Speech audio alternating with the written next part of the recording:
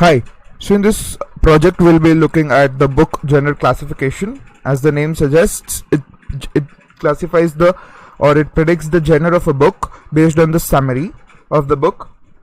It classifies, there are many classes which the model is trained on, that is a thriller, science fiction, fiction, history and many more.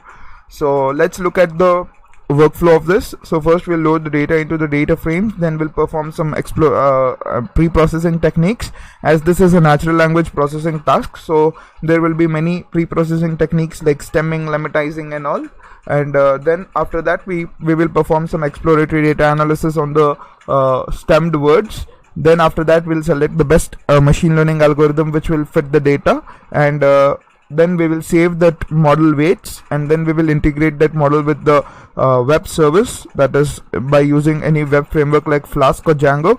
Then we will deploy our model on AWS EC2 instance. So this is the overall workflow of this project, that is book genre classification. Let's look at the working demo of this. So here is the working demo of this. So book genre prediction. So this is the information about the data set, where so you can go and directly you can just go over here and directly you can download the data set from this given link over here, or else I'll also provide the data set, and over here you can just download the data set from here, and you'll get the data. Then after that, let's look at the working demo of this. Let's for example, let's copy this everything and paste it over here, and let's hit on this predict button and see how this is predicting. So it is taking a little bit time, and if I just do a refresh over here, I think so things will go work.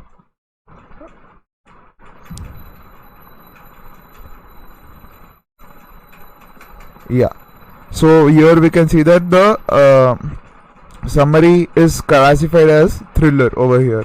Okay, so basically it may take a little bit time, because at the backend machine learning instances are working, they are very heavy, and the load on it is little bit more. So when a huge chunk of text is been sent directly to it, it takes a little bit time to predict, and because of some load issue it may happen, but most of the times it will give the prediction correctly. As you can see over here also, the prediction was correctly given, because the first few lines were talking about something, talking about some historic events. Now let's completely do this and paste it over here and just hit predict once. So yeah, so now you can see it is thriller. Why it classified as thriller is right. This airborne toxic event is one event which is a chemical spill from rail release, and it just entered into someone's body's thing, and then over here at the end it is a way how over here a tricycle across the highway and miraculously surviving. So it is kind of surviving from a very big chemical spill, and then there is a lot of struggle which is happening. So it's almost a kind of a thriller only. So it is perfectly classified it as thriller. So in the next video we'll look at the building of this project.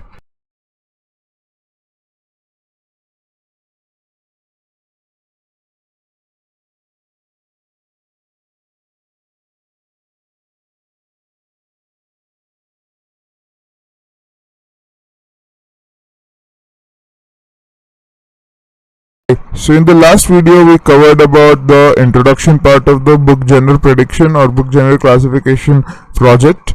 We saw how it is predicting it as thriller and all. Now we will look at the building of phase of this project. So these are all the dependencies which will be required. So first we'll require pandas for data frame and all that stuff. Then we'll require numpy for numerical computation, seaborn and matplotlib for plots, re and nltk regular expressions will be required for processing the text. Nltk is natural language toolkit, which is a very mandatory library for all the natural language processing task. And then we have this from collections we'll import the counter, and then we'll import the tfdi vectorizer, count vectorizer from a feature extraction, then train test split, then decision tree classifier from sklearn tree and all. So these are all the these from sklearn import from sklearn.tree import decision tree classifier and all. These are all the machine learning algorithms which we'll be using. These are the pre-processing algorithms which we will be using. These all are the pre-processing algorithms which we will be using, and these are all the basic dependencies which we will be using for plotting and doing some normal computational task. So let's import those, and then let's import the data set.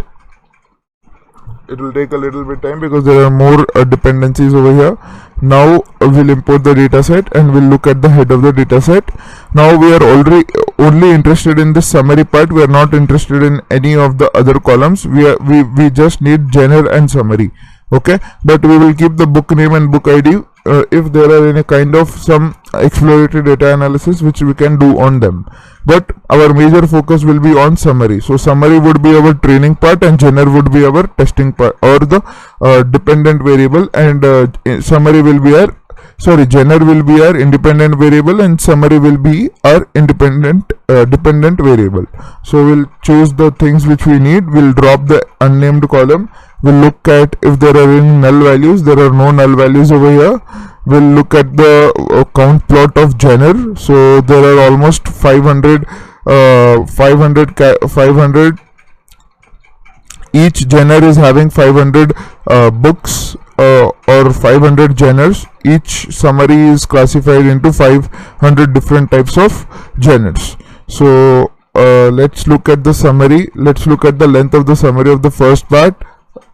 Over here we can see so as you can see that there are a lot of punctuations, there are a lot of unnecessary characters like this which we have to remove, right?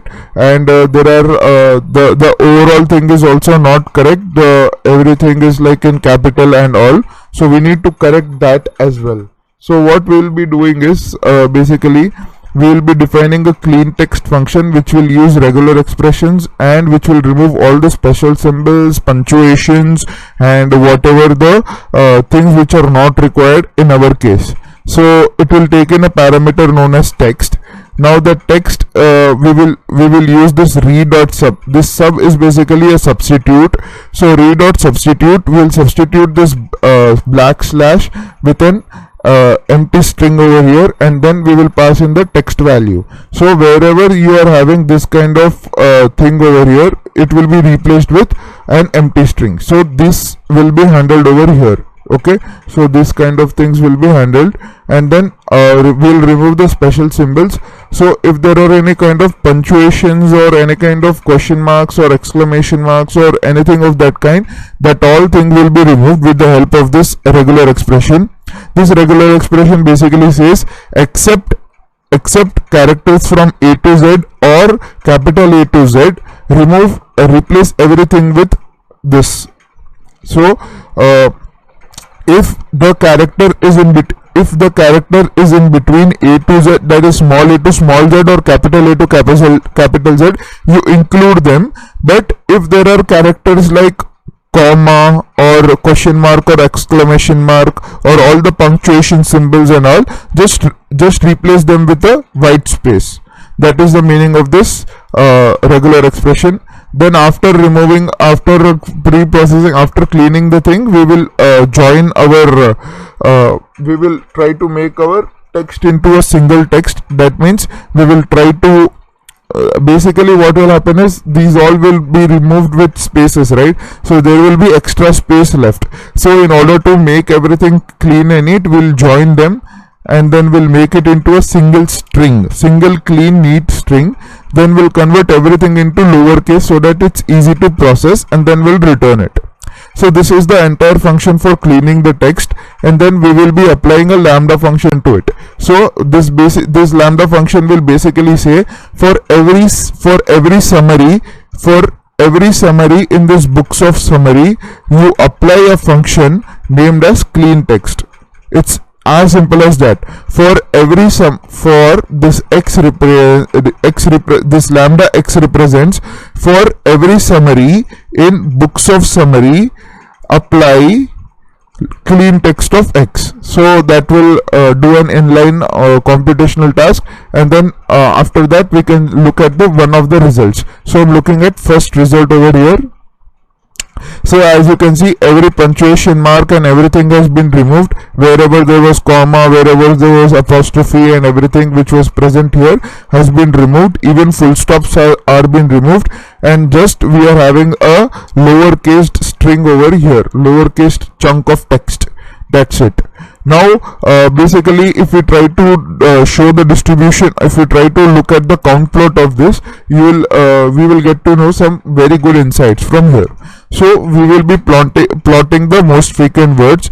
So most frequent words, to plot that, we will define a function known as show most frequent words, which will take in the text, which is nothing but the text will be in this kind of this will be the summary which will be passed to this function in a form of a text. And then the number of words are basically how many words count do we need to see. That is the number of words. This is user defined. Anything can be given by the user itself. So first what we will be doing is we will be joining everything into a whole single text. Then we will split it. Okay, then this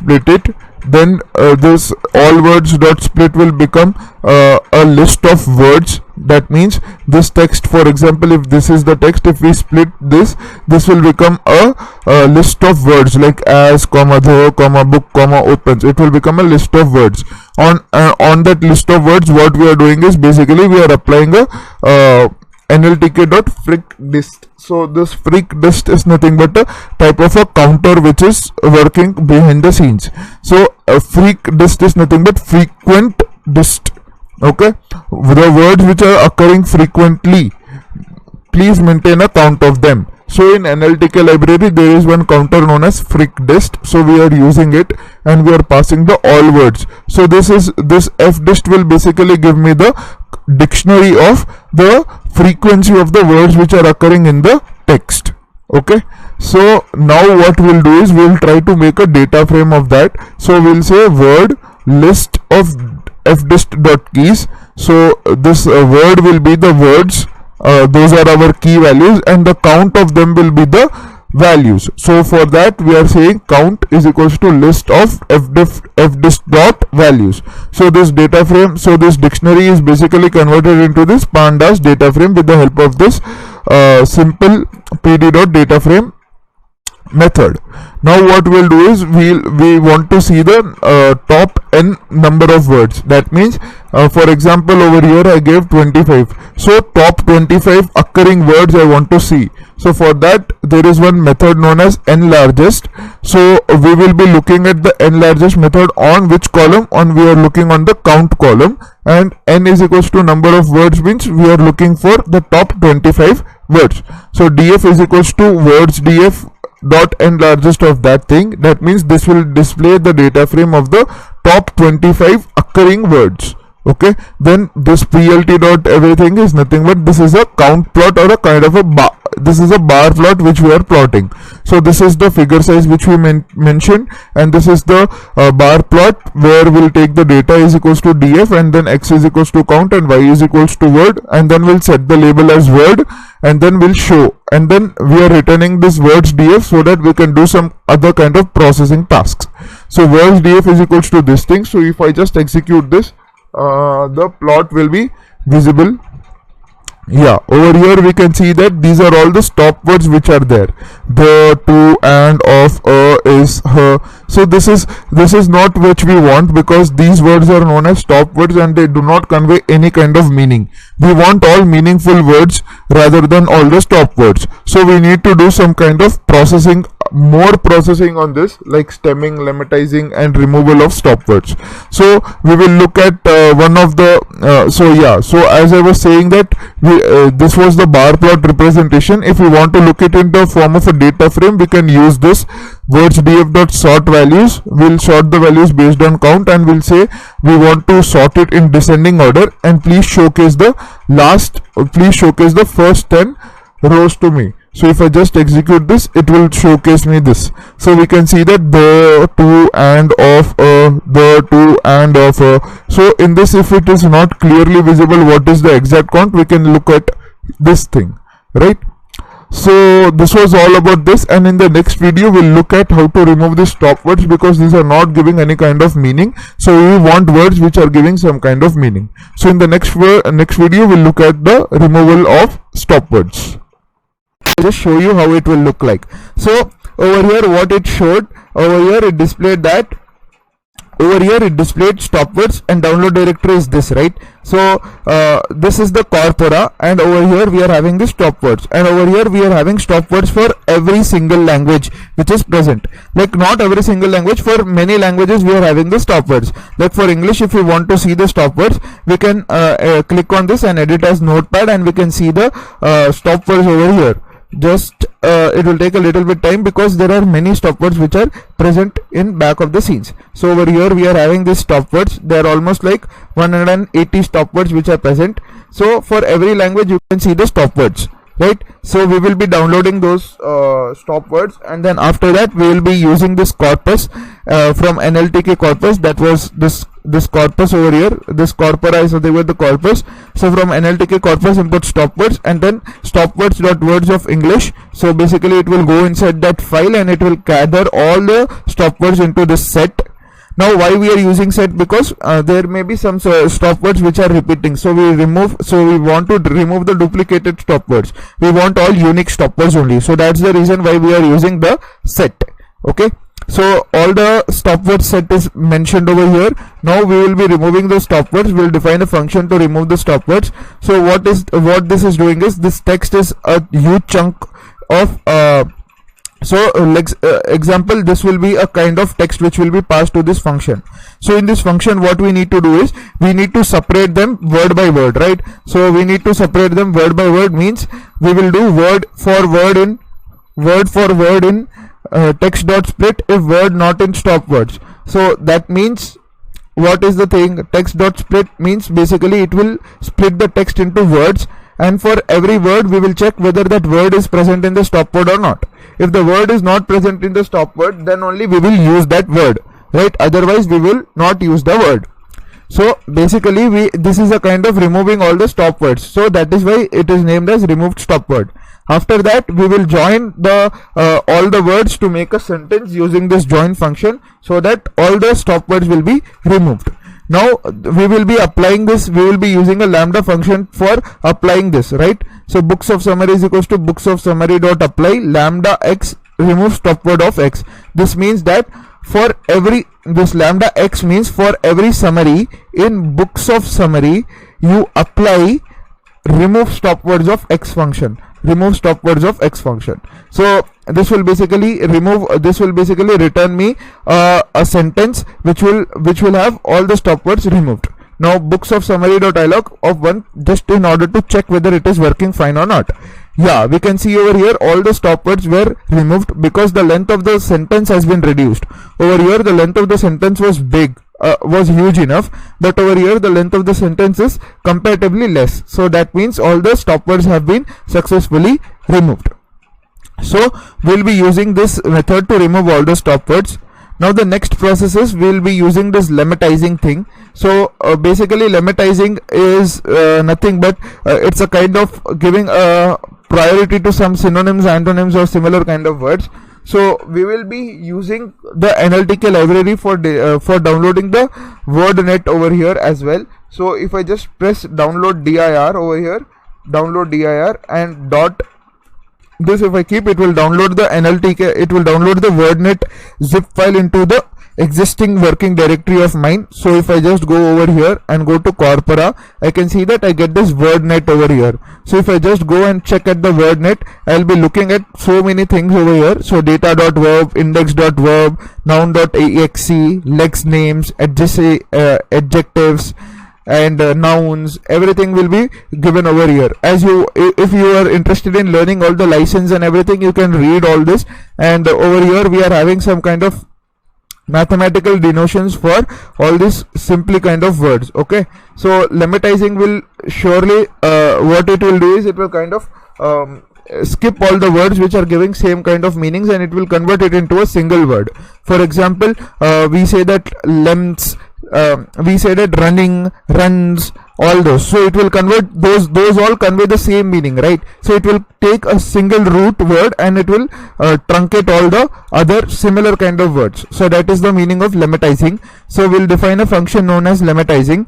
So we'll say stemmed sentence is equals to an empty string. So for every word in this sentence, we are applying the lemmatizing function, that is lemma.lemmatize of word, right? And then we are adding to this stemmed sentence, and in order to make the sentence look good, so we are using this stem sentence plus equals to white space, so that the sentence is properly organized.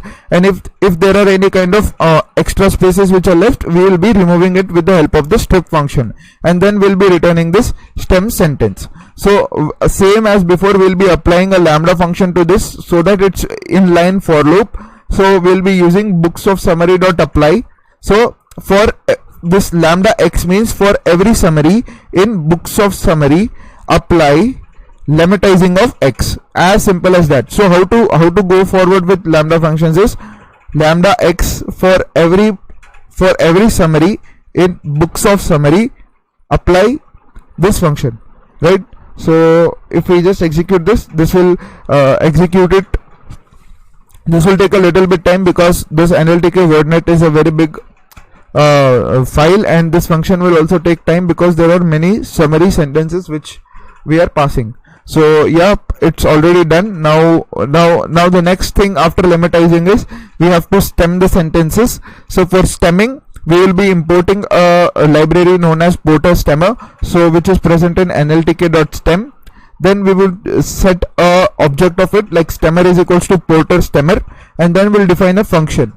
Defining functions are very important because it will directly do the task for us. Just we need to use the apply function over here, as we are doing in so many cases above as well, right? So in stemming, what we'll do is we'll define a function named as stemming, which will take in parameter this sentence. Now this sentence will be of this kind. Okay, the sentence will be of this kind. So we have to split the sentences. So split the sentence into words so that it can be stemmed. So what we are doing is we are saying stemmed sentence is an empty string. For word in stem sentence dot split, for every word you apply stemming algorithm, and then after that algorithm is applied, the result will be stored in the stem. Then you add that into this stemmed sentence empty string, and then in order to make strings look prettified, you add a space over there. So stemmed sentence plus equals to space, right? After all this, what we need to do is we need to strip it if there are any kind of white spaces which are left. Once all this is done, we will be returning the stemmed sentence.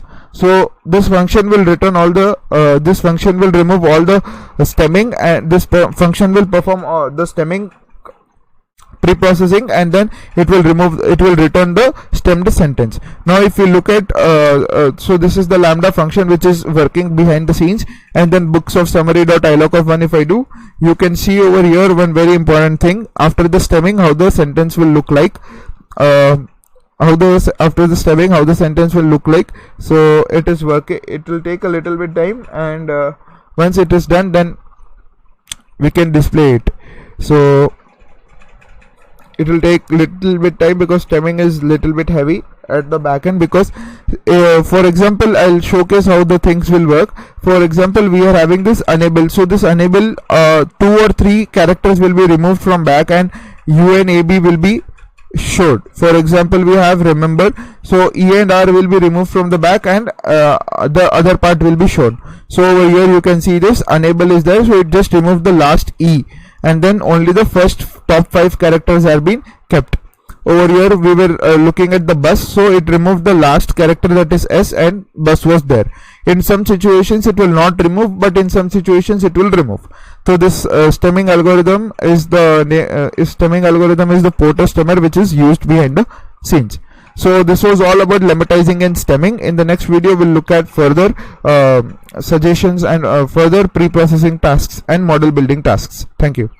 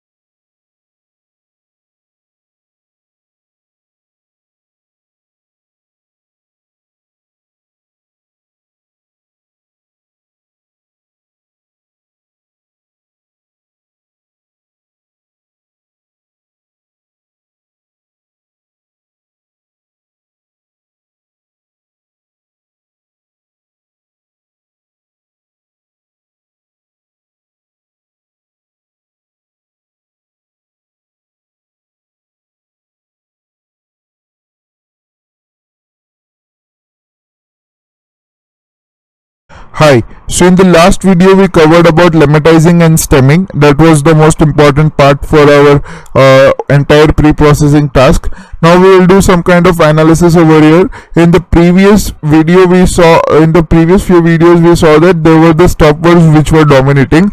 Now as we remove the stop words, we stemmed the sentences, we lemmatized the sentences.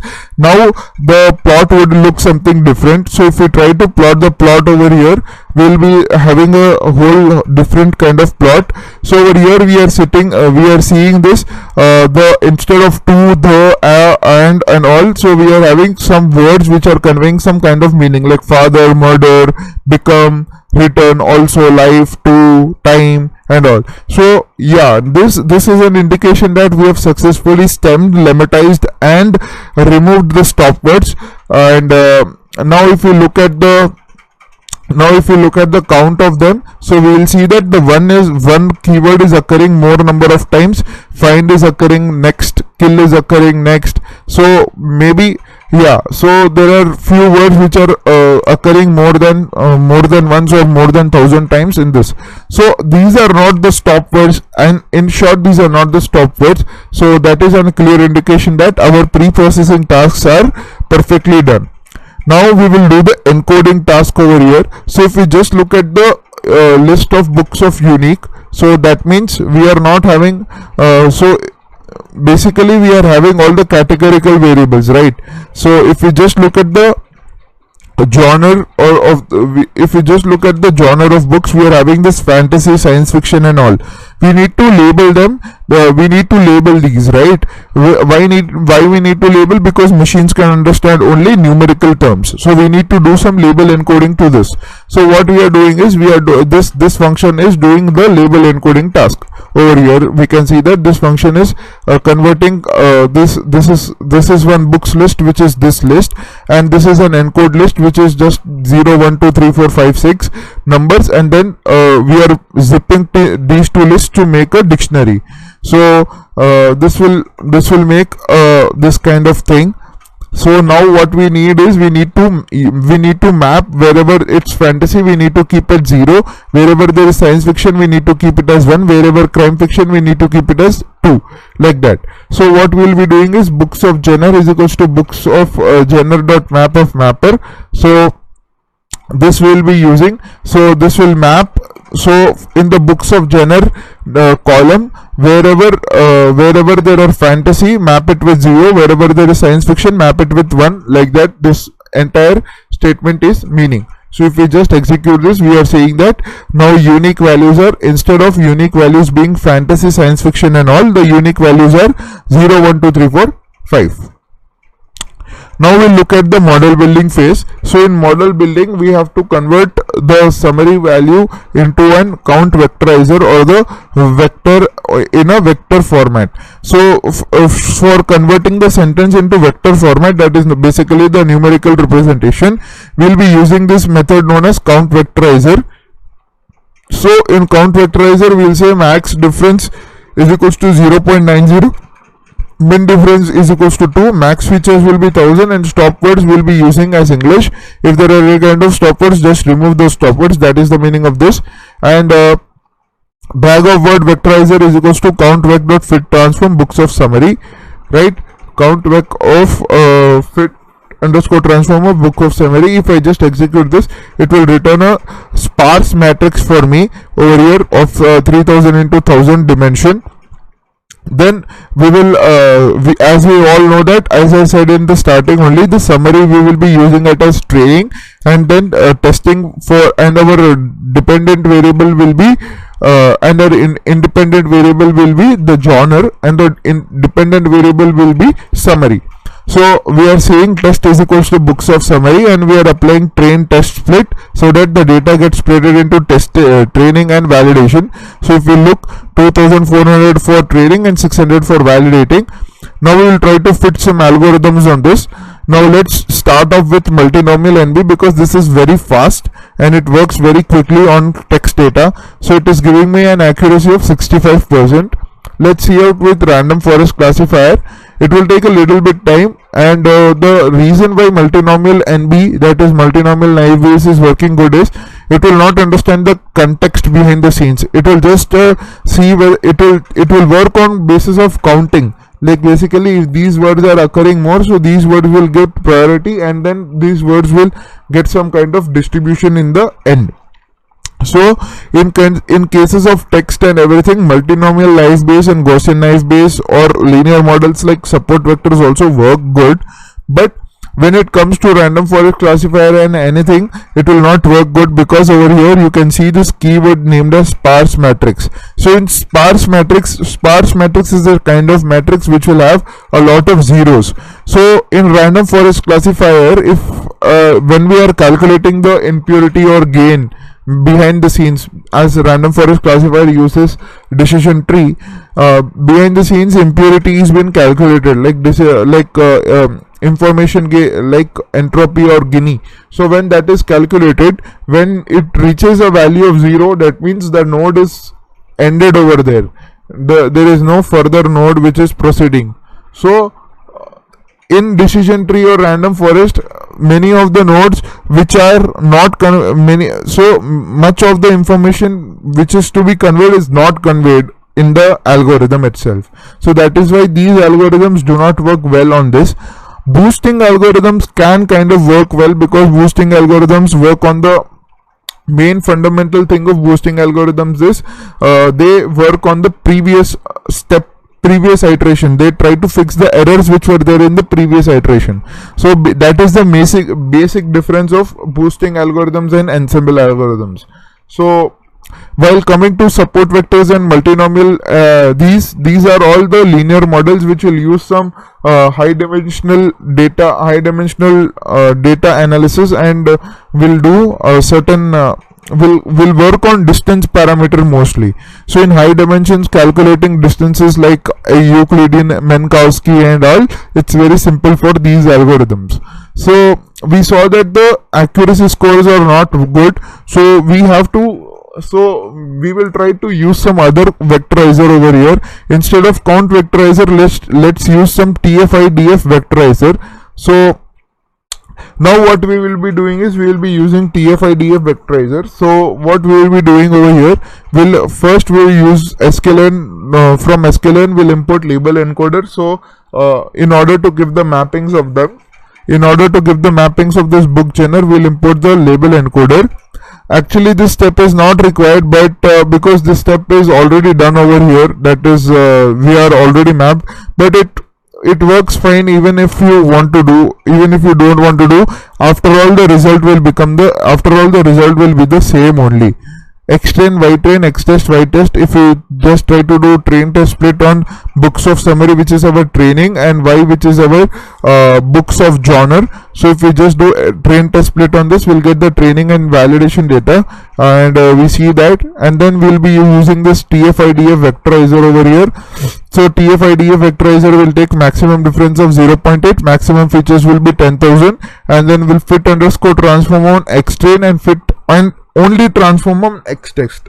We will not use fit underscore transform on xtest or validation data, because understand a very simple difference between fit underscore transform and transform. The fit underscore transform will consider the label as well along with it, and with that it will use the distribution and it will fit it, right?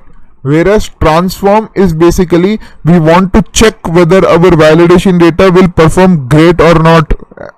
As we are trained our model on training data, we need to check whether it is correctly validating on the validating data or not. So for that the reason we will not use fit for that. If we use fit for that, we have to consider the labels of those validation data as well.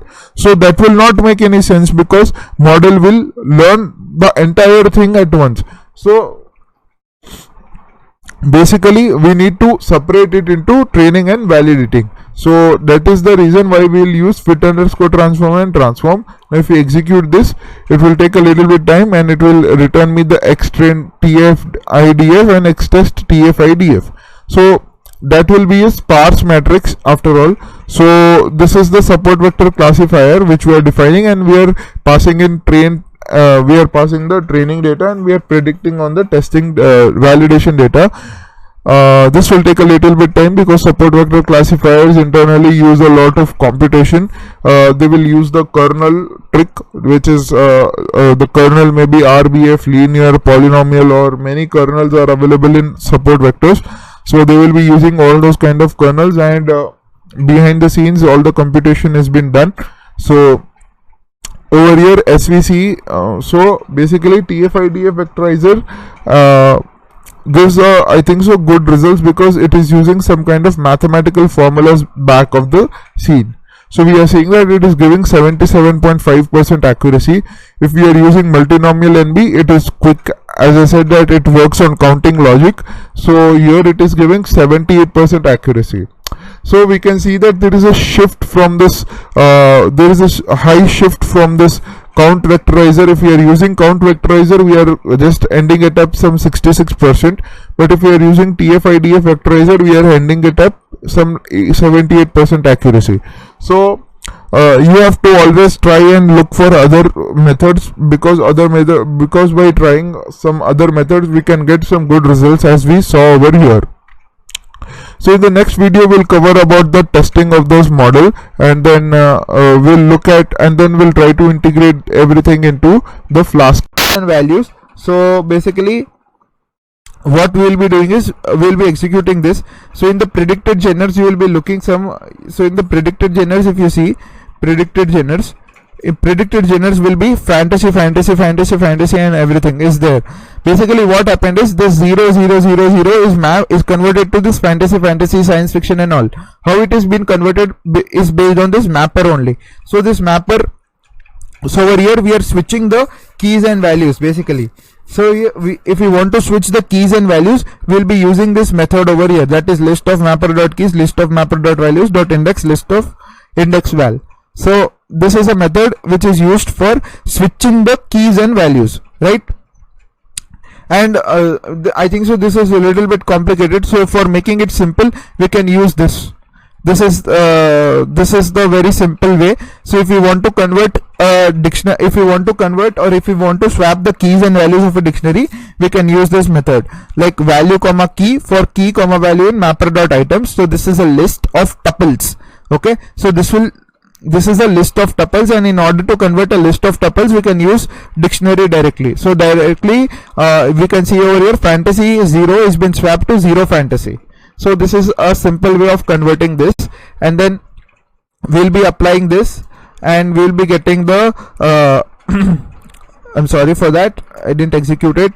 So we'll be getting the actual genre and predicted genre over here. Then we'll be selecting the required things which we want, and then we will be getting the book name, summary, actual genre, predicted genre. Then we'll see how many were actually corrected. So actual count were these many, and then we'll look at the predicted counts. So predicted counts were these many, right? So there were these many predicted, and these were these many actual counts. So this was all about from this thing. And then if you want to kind of plot plots, you can plot it. It doesn't mean anything because it's just a graphical representation of the simple counts which we are getting over here, right? It's nothing more than that. Then what we'll do is we'll import, then what we'll do is we'll save our model. So as we are using the multinomial Gaussian base, so sorry, multinomial naive base, we'll be using this to save our model. So we'll save it. Okay, once we save that model, we'll save even the TF-IDF vectorizer thing, so that it's easy for us to directly jump into the Flask code and use them. That's it from this testing model. In the next phase we'll be looking at integrating the code with the Visual Studio, that is the Flask server.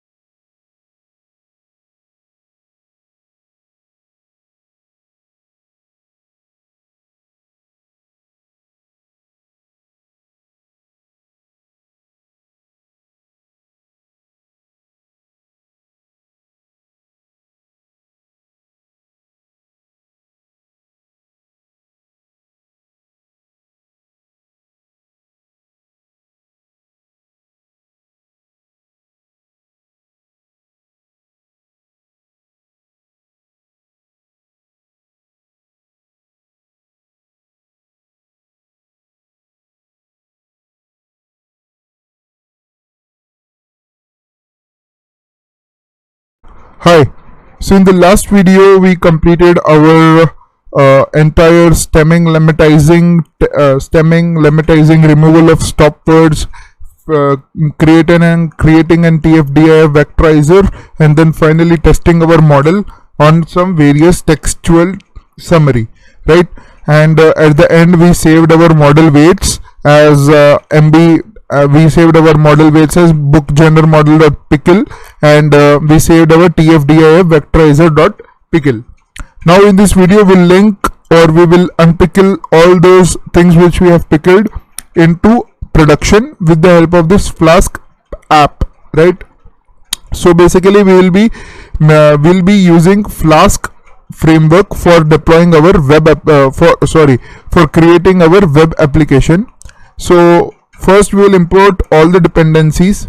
So all these dependencies from NLTK, they are just copied from here. Okay, import NLTK dot stem. All these are copied.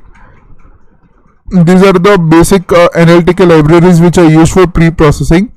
We use pickle file because we have to unpickle the pickle files which we created over here. And then we have this regular expressions library, we have natural language toolkit, and then we have the Flask. Now what we have to do, these are the common things which we have to use, because we are using stopnets and wordnet we are using stop words to remove the stop words from our text, and we are using wordnet for lemmatizing our texts, right? So what were the most important features which we did in our testing? In our testing we did this features, right? Clean the text. These were the functions which we used: clean text, remove stop words, lemmatizing, and stemming. So all these functions are copied and pasted over here. So you can see def clean text, this will take text as a parameter, and everything is same as defined in this function over here, right? Over here same thing is copied and pasted in this app.py file. Similarly, going to remove stop words, we have copied from this. For removing stop words, we have copied this function and we have pasted over here. Similarly, for lemmatizing, we have copied this def lemmatizing function and pasted over here. And for stemming, we have copied the same stemming function, def stemming, and pasted over here. So these were the four important things. First is removal of stop words, then it is lemmatizing, then stemming. First cleaning the text, then removing the stop words, then lemmatizing, and then stemming. So all those four functions are copied from there and then pasted over here. Now the important part over here is this text test library, or the test function, which we have defined at the end, right? So this test function is a kind of summary to everything. So this test function is, as usual, the first 4 lines are copied, and then then we are creating a vectorizer out of it, and then we are predicting the thing. Now we are keeping a map over here, because this predicted will be anything from 0 to 5. So we do not want numbers, instead we want the class or the genre name, right? So basically in the last we used to do label encoding over here, right? So we did label encoding over here for our genre column, which consisted of these elements like fantasy, science fiction, crime fiction, and all. So we are creating a mapper. So if this predicted is 0, then the class is fantasy, or the genre predicted is fantasy. If predicted is 1, then the genre predicted is science fiction, like that. And then what we are returning from this function, we are returning predicted of 0, right? So this predicted will be a numpy array, and from that numpy array we want the first index, so that is why predicted of 0 over here, and that from new mapper of predicted of 0 will return these things, right? So this is all about the test function from here. Now we have covered all the 5 important functions, and now these are just the opening of the pickle file, that is we are just unpickling the pickle files. we are just loading our model and our TF-IDF vectorizer, because we have to pass our model and TF-IDF vectorizer in this test function, right? So this is all the preliminary things which we have to do before getting started with the Flask main Flask code. So the main Flask code starts from this route. So we are basically giving a particular route over here. That means this is nothing but slash is nothing but home page of the entire website. So this app.route, we are creating a route at that slash point, that is nothing but the home page, and that route is taking two kinds of messages, that is get two kind of requests, that are get request and post request. Now under that route we are defining a function named as hello world. So if request.method is post, if there is some kind of data which is coming from that form, from this web page, basically from this route, if there is any kind of data which is coming, so that is basically done or handled with the help of a post request. So if there is any kind of a post request, then what we are doing is we are storing that data in a mydict variable, and then we are taking up the most contextual thing out of it. That means what we are desiring from the data, we are taking it out. So we want this mydict thing, so we want the summary from it. Why we want summary from here? Because if you look at because if I show you the index.html over here, in index.html over here, if you can see, the name is equals to summary. So this text area has a name as summary. So the text area is basically this one. Okay, this is the text area. So we are categorizing that text area as, we are giving a name to the text area as summary. So I want the data which is filled in that summary text area. So I am accessing it with the help of this. Now what I can do is I can pass the text whichever the user has written in this. Whatever the user has written in this, I can pass in, I can store it in a text variable, and then I can pass it to this text function. As I have already unpickled the model and the TF-IDF vectorizer, I will be passing them as well. Now what will happen is I am returning render template.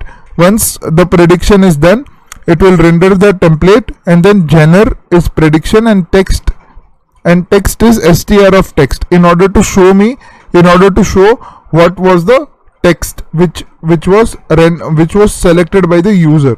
Okay, and then show result is equals to true. Now if you go to index.html, there is one Jinja formatting syntax which is if show result. That means if show result is true, only then this template will be rendered. Okay, so if show result is true, only then this div will be rendered. What is this div? This div is basically the result. So you can see over here, your summary is the text which you are passing from here, that is text is equals to str of text, that is nothing but the text which the user has written. And what is the next thing over here? The predicted gener for the summary is, so you can see the gener over here. So this gener is the prediction which we are making over here, right? So it will be more clear once if I showcase you that, right? So let me just save this over here. Once I save it, it will reload the thing. Now once it completely reloads, now I will copy this entire thing from here. I will copy and I will paste it over here, and then I will hit predict.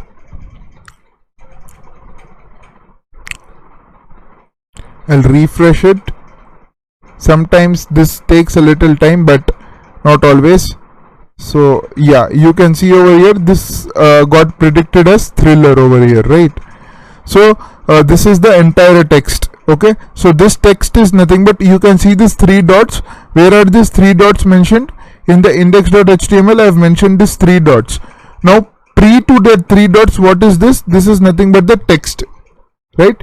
This is nothing but the text. From where is this text coming? This text is coming from this app.py file. So data is flowing from Python file to HTML file, right? So from Python file I'm sending text is equals to str of text, and with the help of Jinja markup I'm displaying the text over here. And similarly it goes with the thriller, it goes with the genre also. So here over here you can see that the predicted summary for the summary is thriller. Now you can see this is of different color, right? So over here what is of different color? This span tag is of different color, right? So that is which is in red in color. So this genre is getting printed over here. So from where this genre is coming? That is coming from this app.py file, right? So that is how the communication between the app.py file and HTML file is done. So this result will only be shown if result is true. When this if result is true, when show result is true.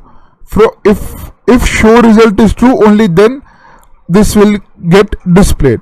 So basically if my request is post, only then I can showcase it. Otherwise I have to showcase the normal HTML file only. So if I refresh this, I'll get the normal HTML file only, right? I'll get the normal HTML file only, right? So that was all about the Flask app. It is very simple. Nothing was there in this. Basically we just need to copy and paste it. Whatever the functions we have defined in this Jupyter notebook, we just had to copy them and paste it over here because they are just straightforward. And then we just need to do some unpickling of our models and files, and then we have to transfer the data from the we have to select the data, we have to get the data from the form, and then do some pre-processing, and then fit a model onto it, and then render the result on the same index.html page. That was all to this. And this template is also very easy to code. There is nothing into this. The most important part over here is this text area part, which I covered now, right? Thank you. Hi. So today we'll be looking at the architecture of the cloud. Basically we are going to deploy our application of book genre prediction on AWS cloud. So before starting all about that, we have to understand some very basic things about the AWS architecture, how it is working and all. Okay, so now let's see that. Okay, so we are having our application hosted on our local machine. Let's say this is a local machine over here, and our requirement is that we want to share our application on the web, right? So this is the web, which is nothing but what? A connection of similar kind of computational devices which have browsers in it. So the request which I'll be sending through my computer will be displayed over their browsers, and the browser will respond, and the response will be in the form of my website. So this is the web. Now how to do this? Basically I want to share my work with the help of a URL. Okay, with the help of a URL. So with the help of a URL I want to share my work. What is URL? Unified resource location. With this unified location I want to share my work with the web, which is nothing but a collection of so many computational devices like computers, laptops, supercomputers and all. Oh, so how will this URL get generated? That is the important question, right? So how will the URL get generated is basically when I want contents from my system to go to the web, I use some middleware over here. So this middleware which provides me computational power is cloud. Okay, this middleware which provides me computational power is cloud. Now what is computational power? So basically when two computers need to communicate, that can be possible with help of some addresses and key value pairs. That is it. They can transfer messages, but they cannot do computational task. What is a computational task? like calculating, let's say, basic mathematical functions, or let's say how your program runs in your local system, that cannot be done while you're transferring the messages from one system to other system within the system itself. So what do I mean to say is, suppose that there is one person over here, he wants to communicate with some other person over here.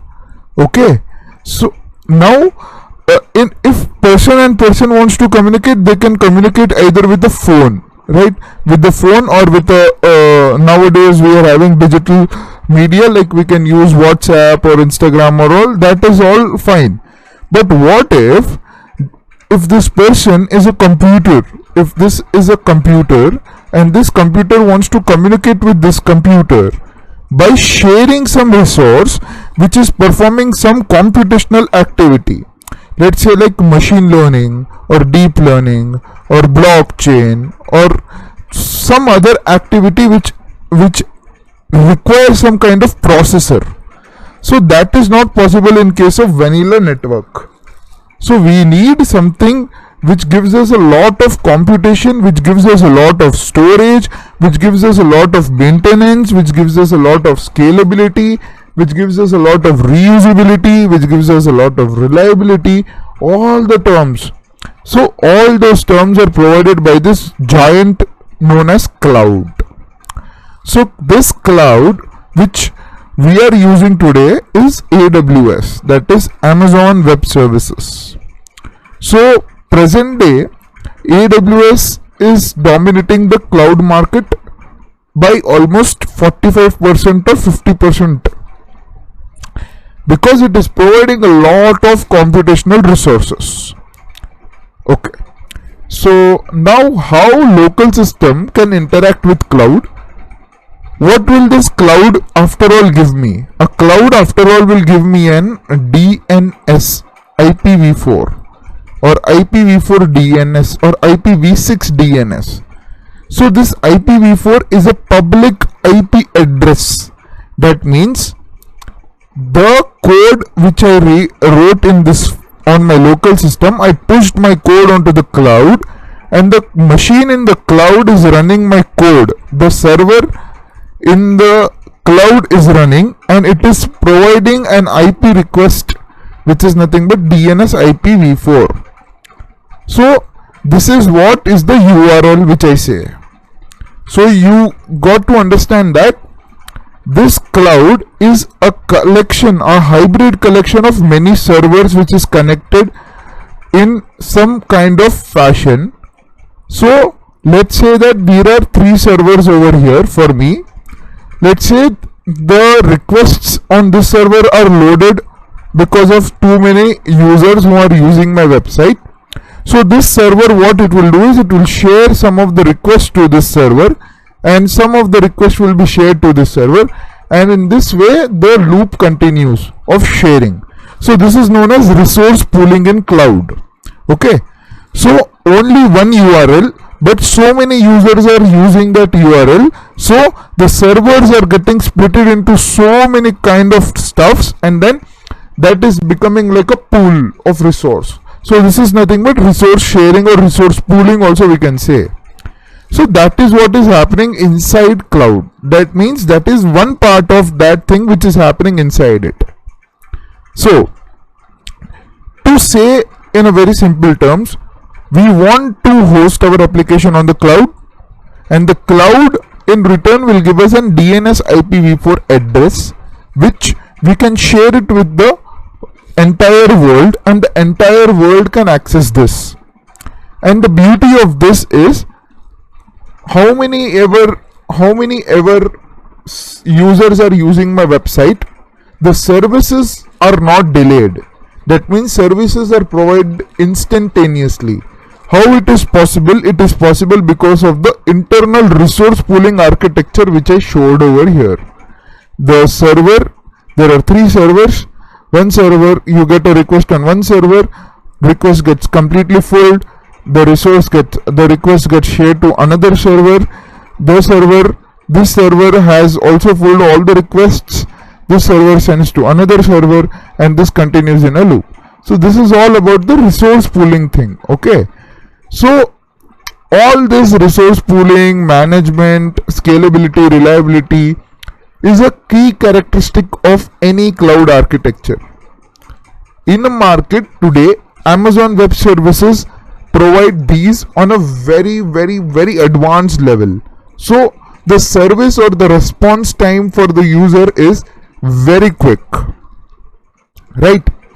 So now we understood the after part from cloud to web, but what about this? This is the core part which we have to construct. So let us look into the details of this part first. This part is clear because after cloud, once we host our application on cloud, the cloud will give us an IPv4 DNS that we can share it with the web. That's it. That's done. That's simple as that. But the most important part is how from a local machine I am creating an instance in this cloud, and this cloud is performing all computational tasks. Right. So what is the scene behind?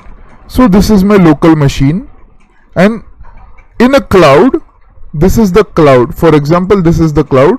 So in a cloud there are many multiple machines who are waiting for my request. So basically, if I want my machine to communicate with any of these machines, I need some kind of authentication to be done, right? I want some kind of authentication to be done. Now how the authentication will be done is basically in form of key value pair. Okay, so there is an SHA algorithm which is running behind the scenes, which will give me an SHA key value pair, SHA key value pair. This is an encryption algorithm which confirms that, hey, the local machine which is giving you the request is verified by our IPv4 DNS servers. Okay, just understand this. The SHA key request, which the request from which you are getting on this local machine, is being verified, in short. So this key value pair, in future video you will see it will be a .pem file. Okay, this will be a .pem file. With this key, what you can do is you will get mapped to any of these computers from here. Let's say that you got mapped to this computer, and this computer is C2. So now let's see how the communication of you and C2 is being done. And this is a computer C2. Now this computer, it doesn't have any kind of things. It just has processor, that is, it has a very good processor. It has very good memory, right? It doesn't have any kind of operating system installed in this. It doesn't have any kind of virtual environments. It doesn't have any kind of programming language softwares installed in it. You have to manually do that. So how to do it manually? So first what we can do is we'll get an option of selecting operating system. From Amazon Web Services only we'll get the option. So let's say that we install the Linux operating system here. Perfect. So Linux operating system has been installed in this system. Now what about the other parts, other softwares like Python 3 and all our requirements? How to do that? So in order to communicate with this Linux server, now this computer becomes a server because this will handle our requests, right? So how we can communicate, how we can send the files from this to this? We know that we will be using key value pair to authenticate it. Once that is done, there is one software known as WinSap. There is one software known as WinSap, which will help us to communicate or transfer files from our system to the system of Linux. And this Linux system is the system which is present in this cloud. Once everything is done, this Linux system will generate an IPv4 DNS which is nothing but our requirement. So this will make more sense when I will show you the live demo of deploying our application on AWS EC2 instance. Okay, so till then, do learn about more about cloud infrastructures and how SHA and how the WinSHA and WinSAP, the PEM files are working behind the scenes. In the next video, I'll show you how to deploy the application on EC2 instance. Okay. Thank you. Using free trial. Otherwise, you can select anything if you are having premium account. Then security groups. You can see SSH, all traffic, right? We selected the all traffic mode, right? Just now in the last details. So everything you check once again and hit on launch. Now this is very interesting. As I said that in the previous video, I said you need a key value pair so that two computers can communicate with each other. Why do we need a key value pair? So that the other computer can get to know that, hey, this computer is being authenticated from my service provider who is providing the Amazon services.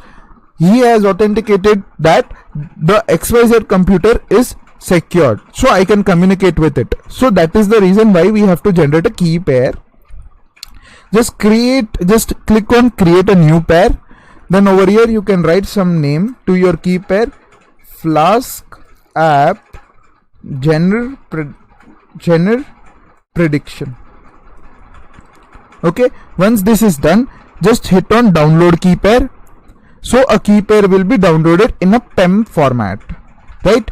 Now just simply hit on launch instance. So your instances will be launched, and just go to view instance.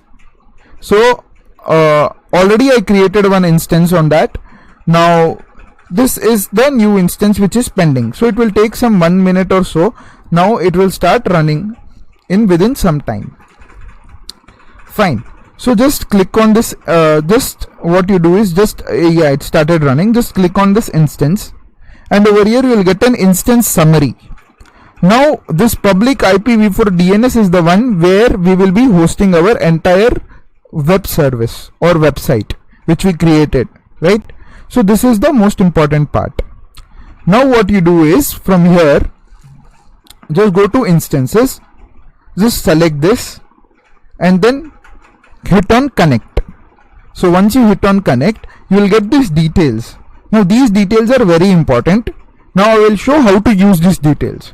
So for that, what you do is you have to install two softwares. So the first software is WinSAP for Windows. So you can go to your official website, WinSAP, and based on your operating system, you can install your WinSAP service. So you can download it for Windows, you can download it for anything, you can do it. Okay, it's for Windows only. So you can hit on download now, and that is all. So another software which we have to install is Putty download for Windows. So you hit on this Putty, and then over here you can create on this Putty downloader. So from here you can see that whatever system architecture you are having, either 64-bit or 32-bit, according to that you can download Putty files from here. Okay, so from here only MSI Windows installer, if it's a 64-bit architecture, install this. If it's a 32-bit architecture, install this. So once you do that, you will have three softwares. One is Putty, one is Putty Gen, and one is, so you will have three softwares. One is Putty, okay, and one is Putty Gen, and one is WinSHA or SCP.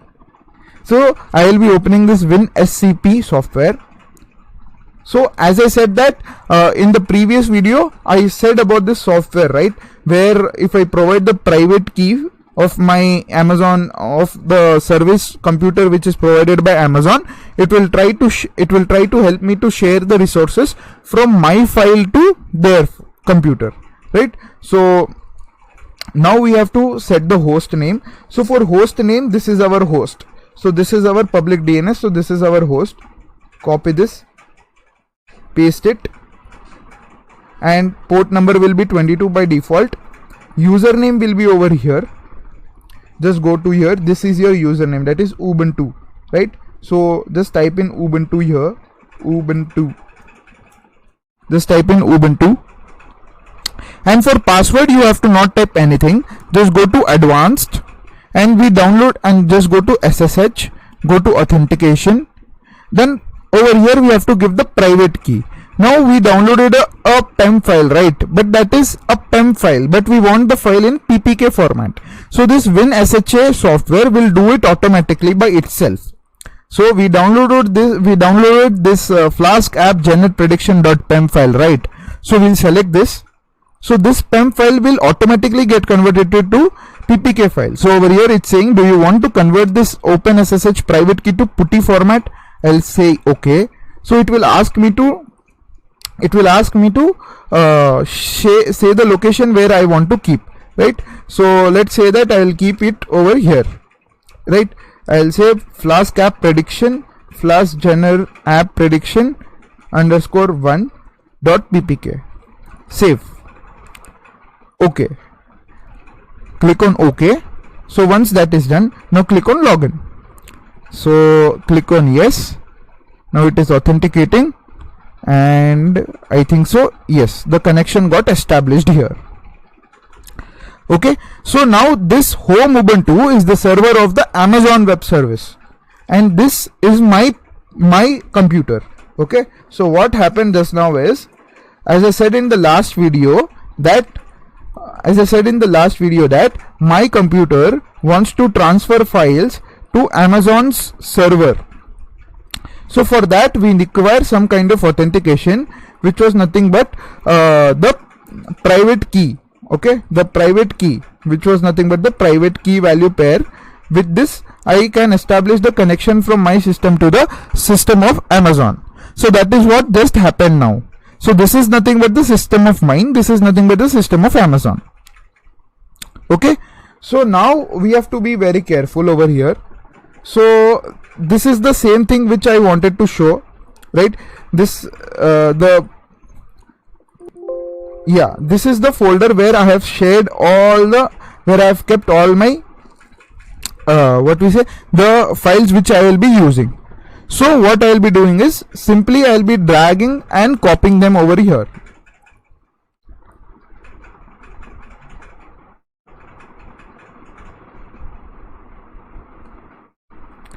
This will take some time, but this will be done quickly.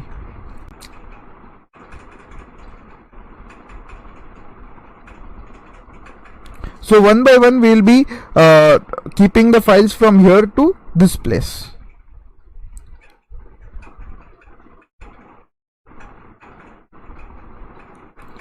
If you want, you can also ignore this corpora file, but it doesn't matter if you keep or do not keep it. Just for a purpose of keeping every file, I'm just keeping it, because it is not mandatory to keep corpora files. Okay, it's not a problem though anyways, because in the code we have written the nltk.download stopwords and wordnet, right? It will automatically download in the same directory only by default. So you can skip this, that's not an issue. Copy the templates. You can also do it you can also do it directly in this way by selecting many files like this and copying them, right? So once you do all these files, I'll say you one very important thing in the app.py file which you have to keep in mind. So this app.py file needs to get edited. So you click on this file, right click, edit, notepad. So once in the notepad you go, and over here first you will not be having this line over here.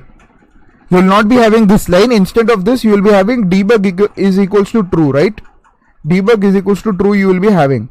So you have to remove this and you have to keep this. Host is equals to 0.0.0, port is equals to 8080. Why this I kept, this is nothing but the public IPv4 DNS. So we have to make sure that we keep this host only. Otherwise that will be a problem if we don't keep it. Otherwise that will not deploy our things. And then port must be 8080. right?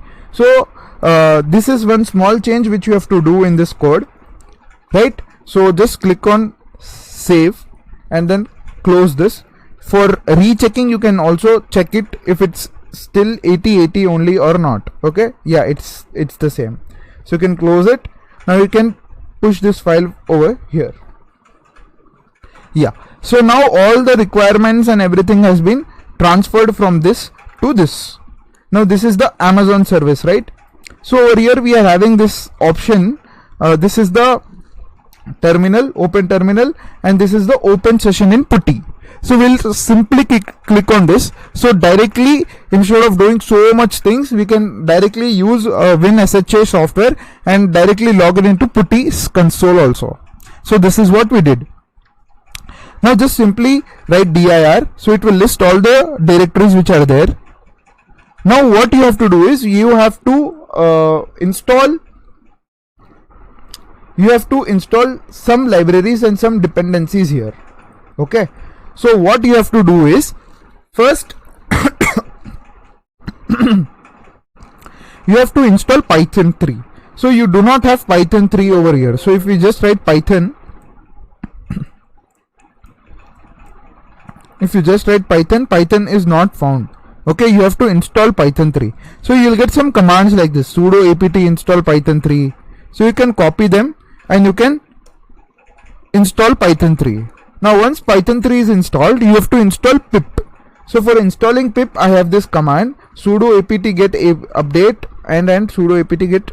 Don't worry, I'll just share this whole commands also and then just paste it. So it will install automatically the Python 3 pip file or the pip installer, package installer.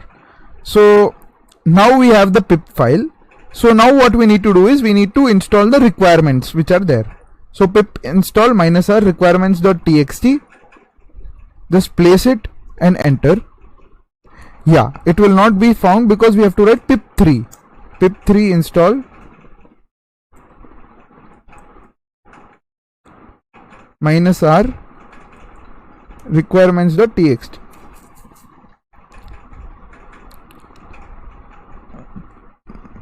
You already, okay, you also have Python 3 installed. You can run Python 3 instead. Okay, sudo apt get sudo apt install Python 3. So I think so it is not installing the pip command here. Sudo apt install Python 3.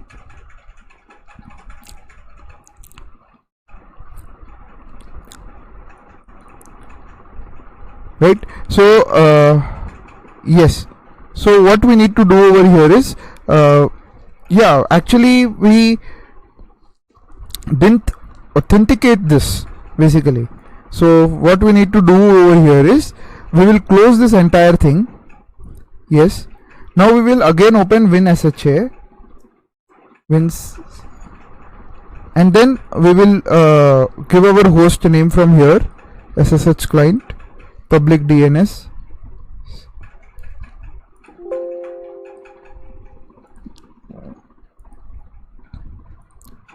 and then username is Ubuntu,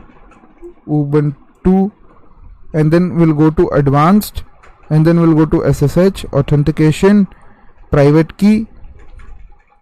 We have the private key over here as all private keys, flask app generate prediction.pem. Yes, private key not over here, prediction 2,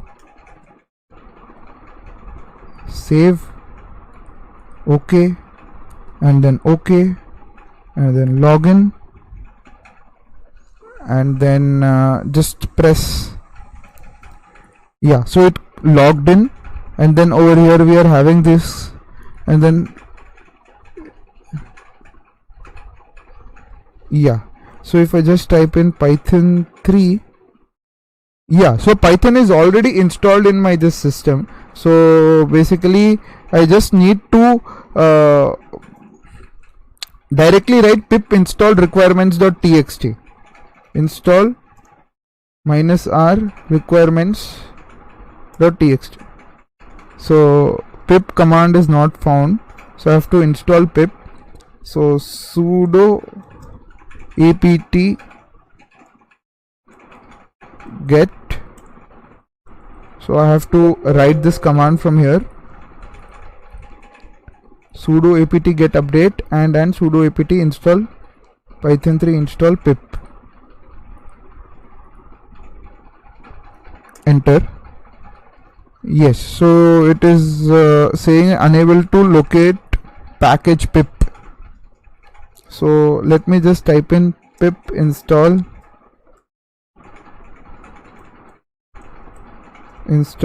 requirements.txt pip 3 install. Okay, pip install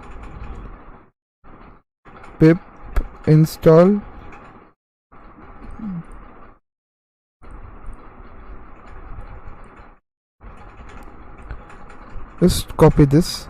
You always get these kind of problems when you're working in AWS, so this is common.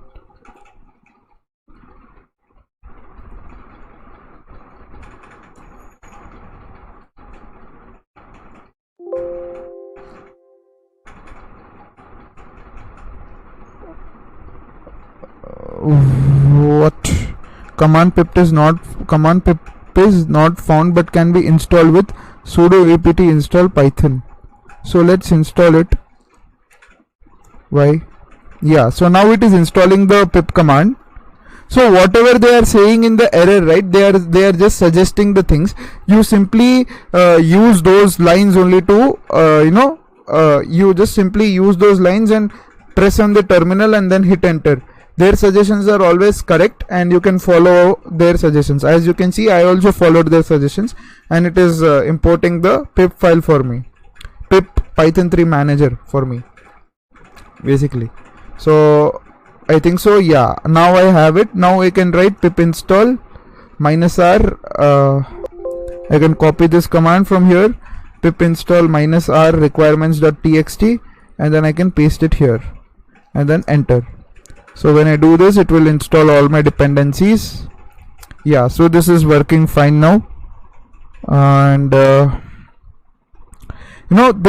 you get some kind of errors, but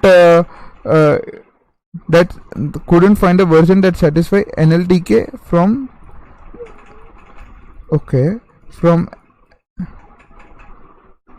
for NLTK double equals to 3.6.5. Oh, so this is one error which I saw. So in order to solve this error, there's nothing to worry over here. What you can do is you can click on edit, you can go to notepad, and over here instead of 3.6.5 just give NLTK and then save this, right? So one file is got saved here, so you can recheck whether that got saved or not.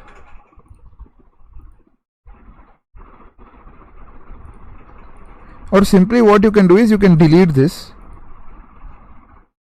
and then from here you can edit this, edit notepad, you can remove this 3.6.5 thing and you can save this. Once you save it, you can push it here, so requirements.txt file is coming. Now again you do pip install this thing, so now only NLTK will be installing now. Yeah, see, just NLTK got installed. So yes, some kind of things will happen like this way. That's nothing to worry about it. Okay. What is one more command which is there? So let me just see this. Edit. Yeah, nothing to worry as such. Now you can just write python app.py. Okay, so nltk.stem import porter stemmer, no module named as nltk. Oh, so this is saying PyStain requires Python 3.5 but running is Python 2.7. Okay, so Python 3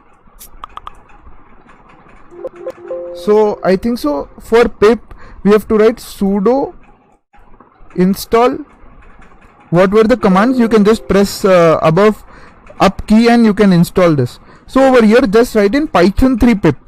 So I think so this will fix the things. Just write y and hit enter. So this is installing python 3 pip.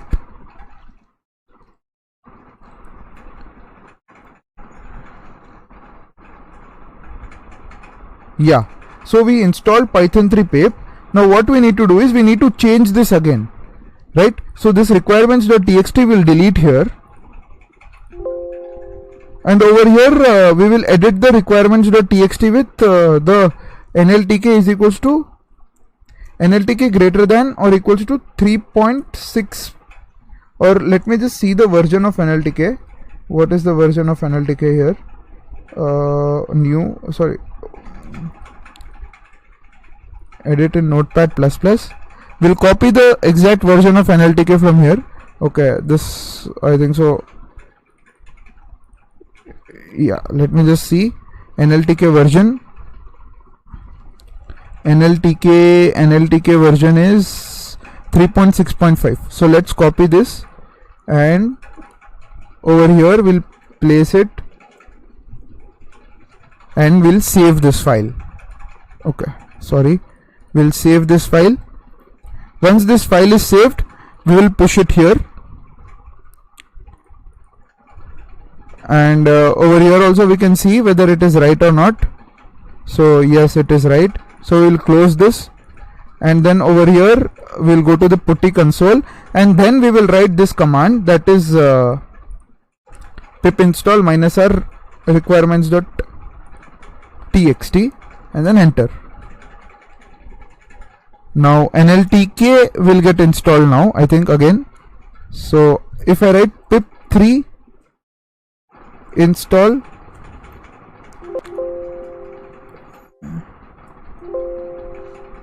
pip3 install -r requirements.txt. Yup. So yes, so we have to write pip3 instead of simple pip. Okay, and I think this is working because nltk natural language toolkit is for python 3 and more. Okay, so that was the reason why it was not showing. We installed python 3, but we installed pip for python 2.7. we have to install pip for python 3, so that is why we wrote this command over here, pip sudo apt install python 3 pip. Previously we just wrote sudo apt install python pip, so it installed pip for 2.7.1, but we have to install pip for python 3, so that is why we have to write sudo apt install python 3 pip. Right, now if I write python app.py, I think so this should run now. This is again saying that there is no module named nltk.stem.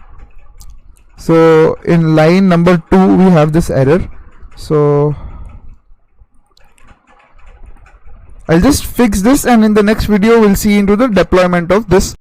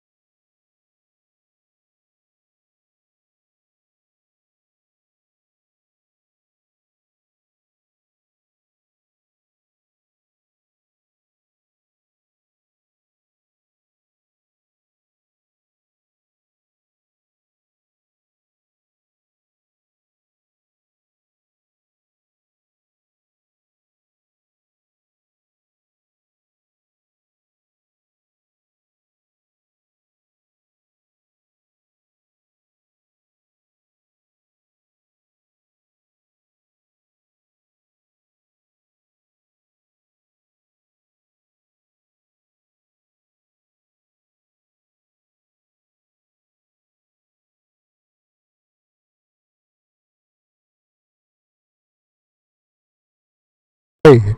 So in the last video, the error was very simple to solve. So basically, if we just type in python app.py, so as we struggled a lot in earlier, that it was python 2, and basically because of that we installed the pip version of python 2.7, right? But then we saw that NLTK is not able to be installed in python 2.7 because NLTK gets installed only if python version is more than 2.7, that is more than 3. Okay, so for that what we did, we did python 3. So we installed python 3, then we installed python 3 pip, then we installed the requirements, and then again we were writing python app.py. So when we are writing python app.py, it is considering python 2.7. That is why it is showing me that there is no module named as nltk.stem. So if I write python 3 instead of python, now this will run. This see, it is running. So now this is running on this http 80, right? So this is running on the AWS server now. Now in order to access it, what you need to do is you need to go to this SSH client, connect to your instance its public DNS, copy this on a new tab, paste it, and just hit enter. So now you will not get anything because this is not running on 8080 port. This is running on default port. So what you need to do, you need to keep colon, you need to keep colon 8080 and then hit enter. You see it runs, right? So this is all about the deployment of things on AWS EC2 instance. It is little bit tricky. You have to invest a lot of time in this, and we can see the prediction is also coming for us in this book genre description, and everything is working fine. The only disadvantage of now this will run only if this is coming here. If I shut this down, this will also shut down. Okay, so what, in order to make it more scalable, you have to use the premium version of this AWS EC2. Okay, so you can share this with anyone, that's not a problem. Port number must be 8080 because we define in our app.py that it should be 8080. So this is all about deploying our machine learning applications on EC2 instance of AWS. You have to be sure about the commands which you give in this PuTTY console. Don't worry, I'll be giving the commands list which you have to follow, and you can install them simultaneously. So I hope you enjoyed this.